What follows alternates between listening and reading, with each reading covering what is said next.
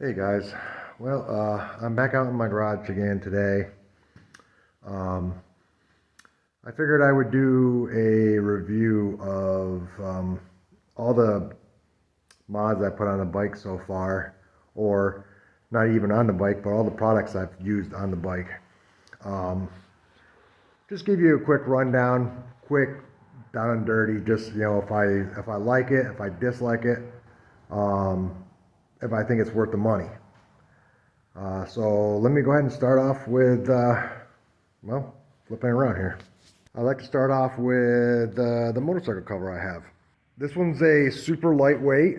Um, it does pack down quite nicely, so it's really good on the, space saving, especially when, I got the wife with me and we go on trips. It actually is one of the few that I actually have that actually covers the bike fully with the 4-inch seat extension on. It was relatively cheap. It was like 25 bucks on Amazon. Um, it doesn't quite cover the exhaust because of the extension, but everything else is fantastic. I definitely would recommend this at the cost. All right, so now I'm going to run down some of the mods I have on the bike. If I'm a little bit out of order, it's just because there is a lot of them.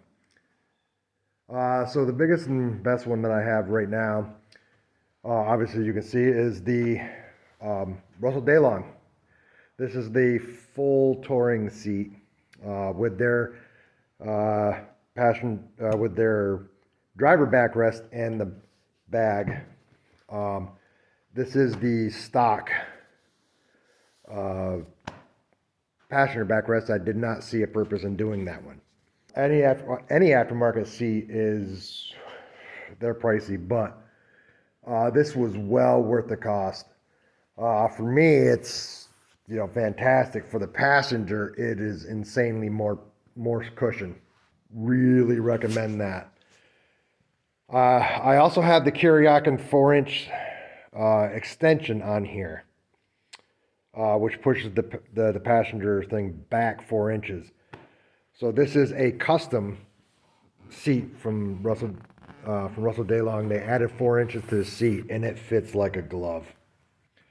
The 4-inch extension from Kiriakin, it works fantastic. It gives her all the room she needs. I definitely recommend it. Price, even though it's super expensive, I still recommend it. Let's just continue going along right here.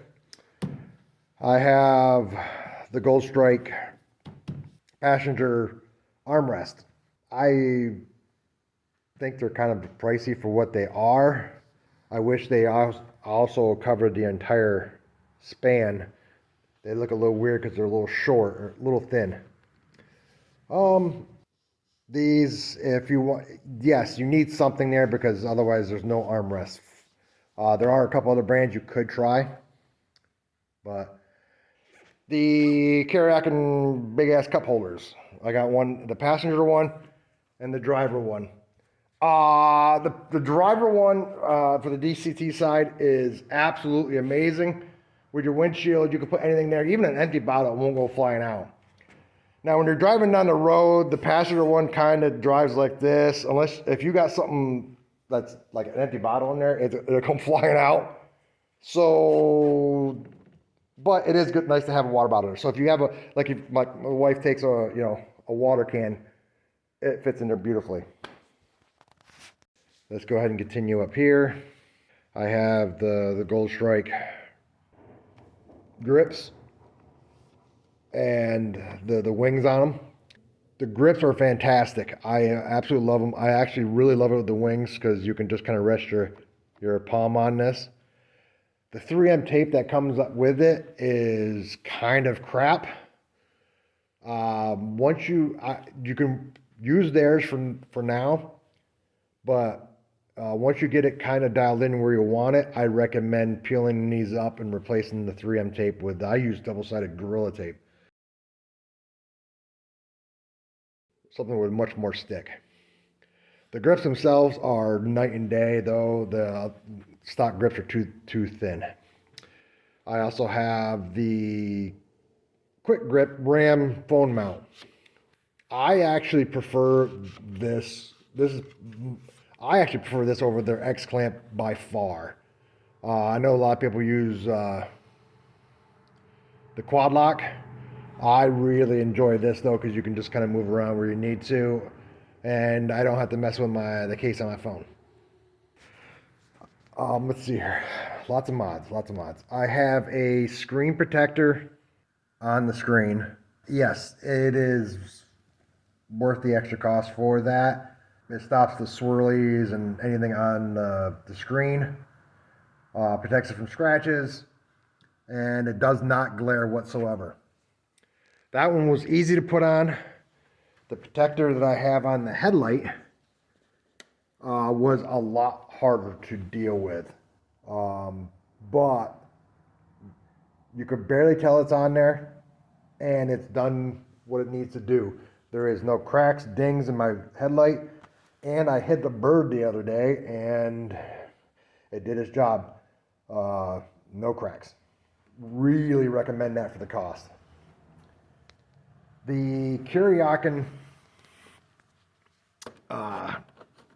side wind protection here by far looks the best on the bike. However, it's also probably one of the cheapest looking ones.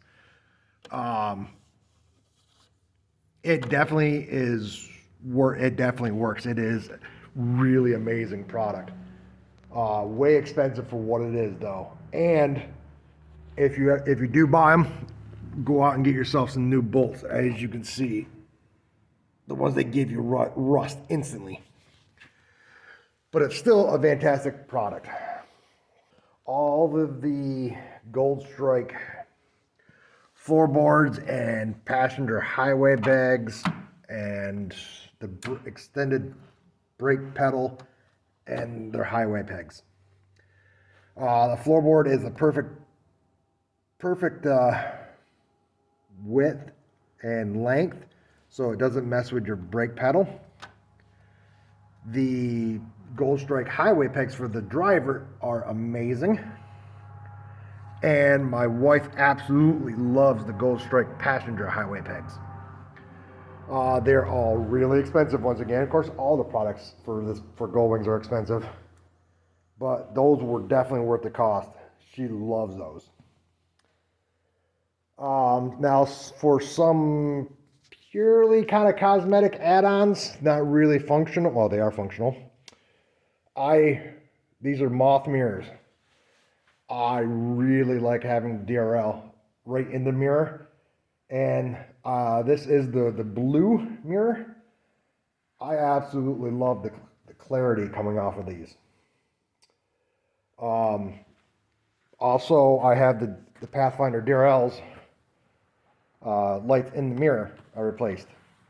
Once again, kind of cosmetic. There was already lights there. But I do really enjoy those. They do look great.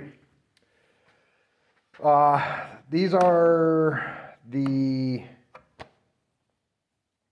Panicle under mirror wind protection. Honestly, when I'm driving, I notice absolutely no difference with having those there. Neither does the wife. But when I hit the bird the other day, the bird would have ended up on my lap if that was not there. It literally pushed the bird out away from the bike. So normally you wouldn't know. I don't notice the airflow difference, but when stuff is flying at you, yeah, it saved my lap from getting a bird. So a little expensive for what they are, but once again, what isn't? Let's see here. We also have the cowl lights here from Pathfinder. These things are amazing. They pump out a ton of light off to the side, right about here. They fit and they fit on their almost like their factory, right in that groove. They're fantastic. I do have the tie downs. I do These are the Gold Strike ones, I believe, and I do not have the higher ones. Um, if I had to tie them down, I never had to tie it down. I seriously recommend them. I don't know of any other place you would really tie onto that without hurting this thing. You're not supposed to do the handlebars on this, and the other way is to tie down. Take these off and do the tie downs here and then in the back, which I would recommend. But it would be nice to have these if you're in a vehicle you could go upwards or forwards. Worth the money. They're pretty good. Well, of course, I put the fog lights on. I recommend any kind of fog lights. They should be. You should have a pair. I don't use them very often. I don't do a lot of night driving or morning driving, but when you do, boy, they do make a difference. There's a couple different versions of this. I believe I have the Gold Strike one, the mud flap. The tape that came on it was once again crap. The 3M tape, I replaced it with Gorilla and definitely used the screw. Since I've done that, it has not moved, and it is well worth the money to keep less crap down in here. I have the side lights here. This is actually the earlier version. They're not meant for the 22s and ups, but because I guess it's the ampage, but as long as you've got an isolation block, you can go ahead and use them. I actually like these better than the split ones. They are really bright. Some cosmetic. These right here, very expensive for being a cosmetic, but I think they give a little extra zing to the look. I have them and these ones right here. Just a little bit of extra pizzazz. I like them. All right. Also, just because I like it, I have the black chrome Goldwing symbols here that I put on. Those, I just like the look of it. I also replaced these right here with actual lights instead of a reflector. It's always good to have more light on the side of your bike. You always have a ton on the front and back, but none on the side.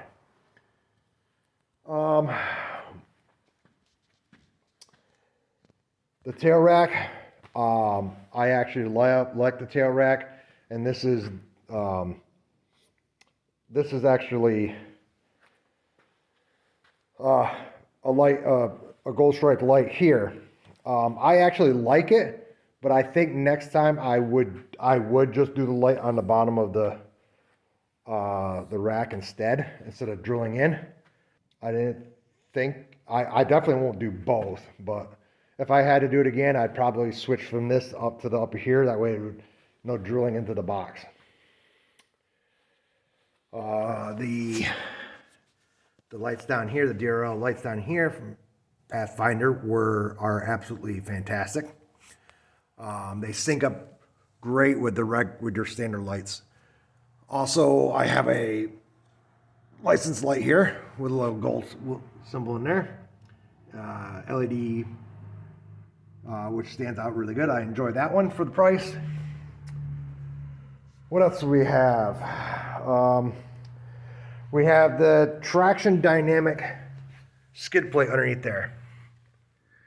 Let's see if I can see it. There you go. I have actually hit and bottom several times over speed bumps. If you do anything, that should be the first mod you put on this bike, because it is low, it is heavy, and the suspension on these they're good, but not for the weight of the bike. And especially if you put a lot of weight on the bike, if you go over a speed bump, you could scrape bottom. I've actually hit it a few times. I've had stuff come up and hit it. Very first thing you should do to the bike would be the skid plate, the engine guard. They're expensive, but well worth it. Traction Dynamics probably makes the best one I've seen. That thing is basically bulletproof. All right, I have the drive-off center stand. Now this one is love it, hate it. I love it as in it is super easy to get on and get off, right? The only bad thing is it doesn't take your back tire off the ground. right? So if you want to, I don't know, adjust your brake pads or adjust your parking brake, you got to put like a piece of plywood on the floor and then put the center stand on it, or otherwise it doesn't take the back tire off. If you're okay with that, I really recommend this thing. It's fantastic. Um, let's see here. Move on. The red stripes on the wheels. It's purely cosmetic, but I think I like it. Some people add too much red to this bike, but that gives just the amount, my right amount of red. Um, let's see here. I had, I originally had the helibar risers. They helped out my neck pain, my shoulder pain considerably. But then when I added the Russell Daylong and it pushed me up and back a little bit, they no longer did what they needed to do. I went with the full blown heli bars, and those things are night and day. Stupid expensive. I mean, the most expensive handlebars I've ever seen, but they are worth every penny. It just completely transforms this bike to you can put it wherever you want it. And let's see here. What else is there? Oh, underneath the seat, I have I have a Pathfinder isolation block. I know it's been in the news about, hey, ooh, hey, it burns up your bike, could catch fire. There's been 2 cases out of tens of thousands of these things out there. The 2 cases were actually installed by the same person. So I am not concerned whatsoever. I did call SoCal. They are going to send me the 40 amp inline fuse free of charge, obviously. I will install it probably during the winter here, just to be on the safe side, but I am not concerned. I am not unplugging my bike until then.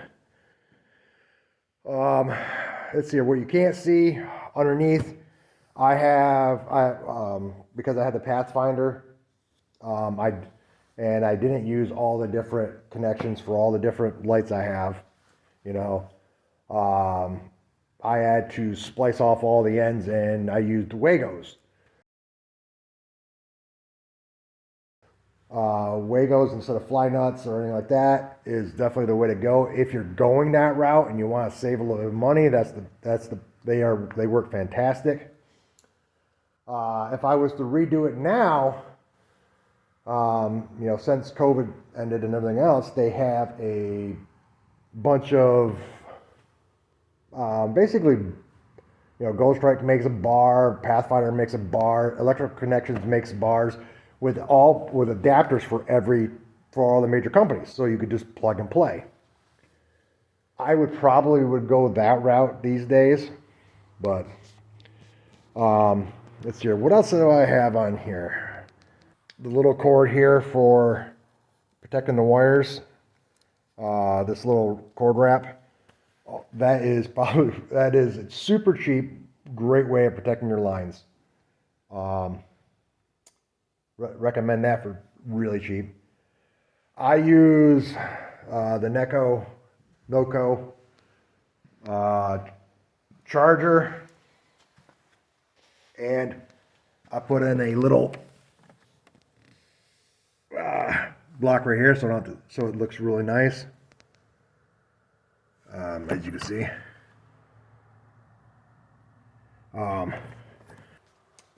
that works pretty good. Since I've done that, I have never had a problem with starting my bike. Works fantastic. What else do I have? Well, I do have windshields, but that's going to be a separate video because I have a few of them. Um, I don't wash my bike all that often, only when it gets super wet or super dirty after it rains. Normally, I use the Fortify and spray wash basically, and I just spray it on and wipe it off. it seems to do fantastic on this matte finish. It does give it a little bit of shine, but I like a little bit of shine, not super shine, and I don't, matte is really hard to keep. If I missed anything and you want an update on something, let me know, and I will do an update for you. Thank you. Okay, that was a bunch of accessories that he's added to that Goldwing. But he did miss a few that I'm going to go over right now. Just a few more items like traction dynamics seat bolts. When you take off the seat, I think the bolt, there's a bolt and a washer and whatever, so Traction Dynamics made just an all one piece bolt, and it's easier to take out and take on and off your seat. He also forgot the license plate holder from Gold Strike. Inspection sticker plate.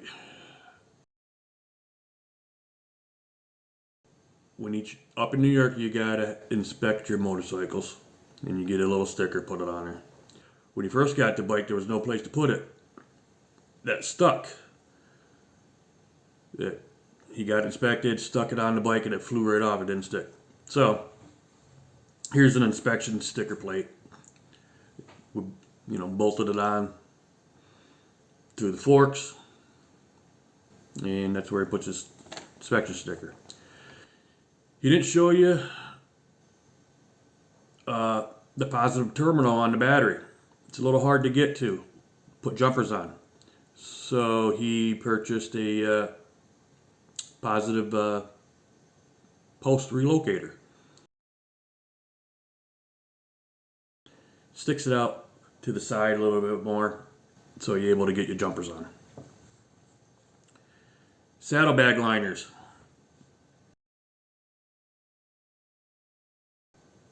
Little bags that go in his side saddlebags. He didn't show you those. Saddlebag lid organizers. When the saddlebag opens up, the lid, there's some organizers in there on both sides. His reception wasn't very good on his radio, so he added a antenna splitter. Plugs right, you gotta take your seat off, and the module's underneath the passenger seat there, backrest. Pull out your antenna, and you can put a splitter in there, and then you can add another antenna. So he didn't add that. He didn't add that to his list. The splitter and an additional antenna that he ran underneath. Okay. The rear fender and saddlebag filler. Where the saddlebags meet and the rear fender, there's a little triangle gap in there. So he purchased from Gold Strike these fillers. They're just little rubber things that you just screw on. Traction Dynamics kickstand pad. Just to widen the footprint so it doesn't sink in the sand. A little carpet mat for his trunk mat. And his bike didn't come with a tire pressure monitoring system, so he bought a Fobo TPS system. Added it to the bike. And I think that's about all the accessories that he missed. Okay, everything I just listed is worth the money, except for the antenna splitter in the antenna.